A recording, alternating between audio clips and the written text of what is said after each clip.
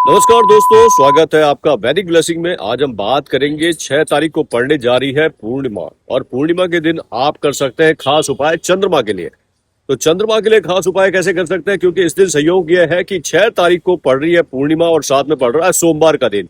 देखिए, अगर हम वैदिक एस्ट्रोलॉजी की बात करेंगे, 9 ग्रहों में सबसे ज्यादा जो नेगेटिव इफेक्ट करते हैं वो है चंद्रमा।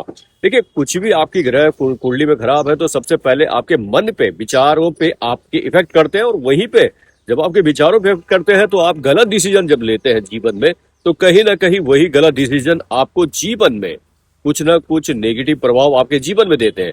तो यहाँ पर कहने का मतलब यह है कि वैदिक में एस्ट्रोलॉजी में सबसे इंपॉर्टेंट जो माना जाता है चंद्रमा को माना जाता है, क्योंकि 2.25 दिन में राशि परिवर्तन करता है चंद्रमा। तो इसीलिए इसका मजबूत होना कुंडली में बहुत जरूरी है।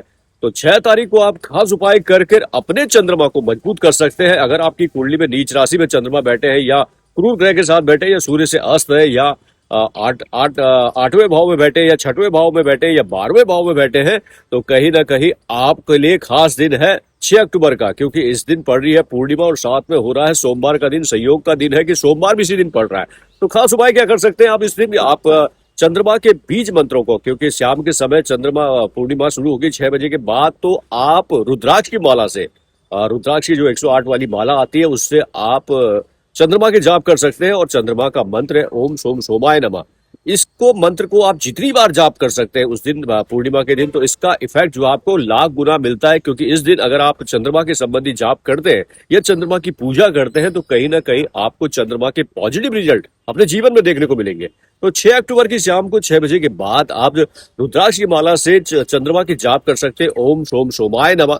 बहुत ही छोटा मंत्र है, बहुत कम टाइम लगता है, लेकिन जितनी ज्यादा माला यदि आप करते हैं तो कहीं ना कहीं आपको चंद्रमा के पॉजिटिव रिजल्ट अपने जीवन में देखने को मिलेंगे। देखिए, आपकी कुंडली में बहुत से राजयोग होंगे, लेकिन अगर आपकी कुंडली में चंद्रमा नेगेटिव है या इफेक्टिव है, तो कहीं ना कहीं आपको लाइफ में प्रॉब्लम बहुत ज्यादा देखने को मिलती है। इमोशनली हो जाता है, मन से खुश नहीं होता।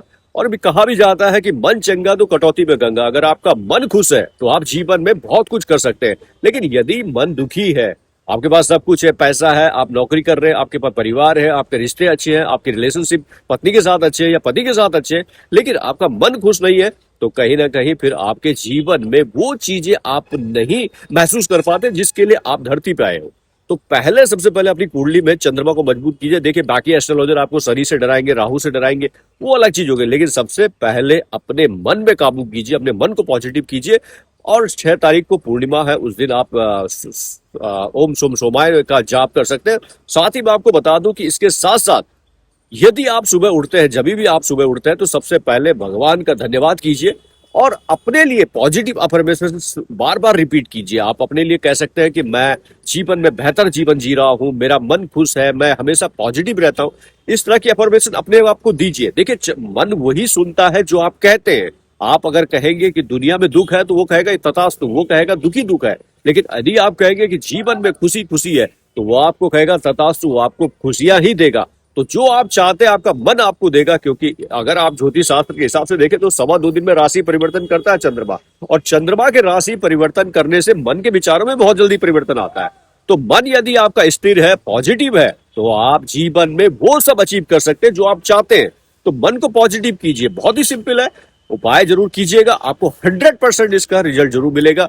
और अगर आप रेगुलर बेसिस में भी ओम सोम सोमाय नमः का रुद्राक्ष की माला से जाप करते हैं, तो कहीं ना कहीं आपको पॉजिटिव रिजल्ट देखने को मिलते हैं। वैसे यहाँ पर यह भी माना जाता है कि भगवान भोलेनाथ की पूजा भी बहुत ही बेस्ट मानी जाती है चंद्रमा को पॉजिटिव करने के लिए। लेकिन अगर आप रोज आपको उतना समय नहीं मिल पाता, तो आप इस दिन खास उपाय करके अपने चंद्रमा को स्ट्रॉन्ग कर सकते हैं।